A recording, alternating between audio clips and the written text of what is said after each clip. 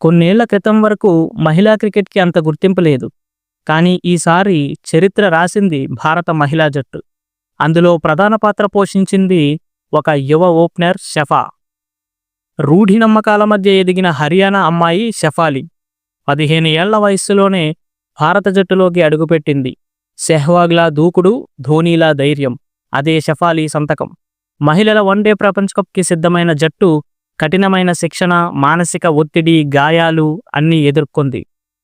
స్మృతి Mandanna, Harman Preet Kaur, Jemima Rodrigues ప్రతి ఒక్కరి కన్నీరు వెనుక ఒక గెలుపు ఉంది.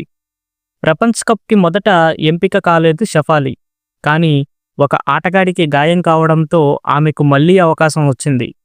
ఇది దేవుడి సంకేతమా? లేక ఆమె కష్టానికి ఫలితమా?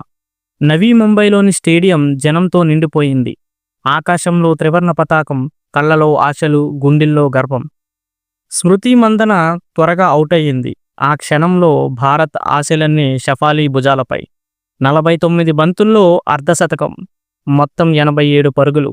స్టేడియం ఒక్కసారిగా మారుమోగిపోయింది. అంతేకాదు, బ్యాటింగ్తోనే కాదు, బౌలింగ్లోనూ షెఫాలి కీర్తి సాధించింది. వరుసగా 2 కీలక వికెట్లు తీసి మ్యాచ్ మొమెంటంను మార్చేసింది. చివరి బంతి ఒక పరుగు కావాలి. బంతి వెళ్ళింది బౌండరీ వైపు. భారత మహిళా జట్టు ప్రపంచ కప్ గెలిచింది. ఇది కేవలం ఒక ట్రోఫీ కాదు, ఇది స్ఫూర్తి. ప్రతి అమ్మాయి తన కలల కోసం పోరాడితే దేశం గెలుస్తుంది. జై హింద్.